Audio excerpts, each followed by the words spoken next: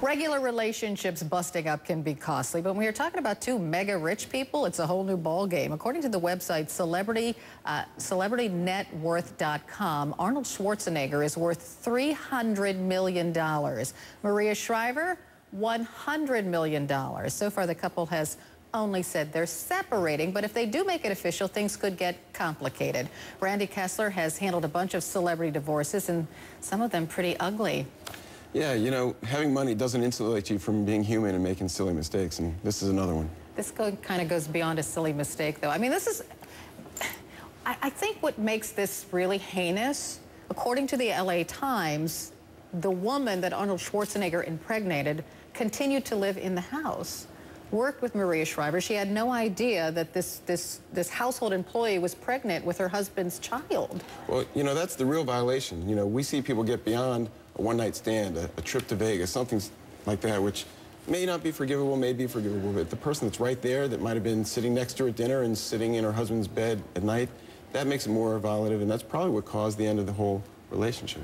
So Maria Shriver comes out and says, you know, we're going to separate.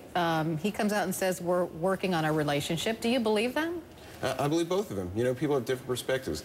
As a divorce lawyer, a lot of times what we see is that the light bulb goes off for one person at a different time that it goes off for the other person. You know, rarely do both people at the same exact moment in time say, right now, we both decided we want a divorce. So if Maria Shriver were to come to you and say, hey, I've got to get a divorce, I can't take this anymore, what would be the first move? Do you think they have a prenup? I mean, what would your advice to her be? My advice to her would be, let's keep it out of the limelight. Let me contact his lawyer, and let's go to lunch. Let's just talk about what do we want to do so that we're all on the same page, and I try to do it privately if at all possible. Well, they're both worth a colossal amount of money, so in those cases where both people are enormously wealthy, is there a big fight over money?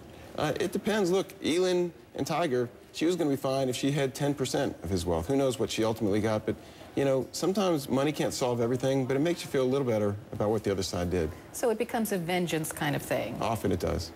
Oh, so it could get really ugly. Or they could get together. I mean, have you known cases similar to this where the parties have said, we can forgive, and they get back together and live happily ever after? Yeah, absolutely. It's when someone doesn't care anymore and they're apathetic, then it's over. But when there's passion and there's anger, there's often reconciliation. So who knows? Yeah, who knows? I don't know. I have my doubts in this case, but you could be right. Randy Kessler, many thanks for joining us this morning. Thanks for having me.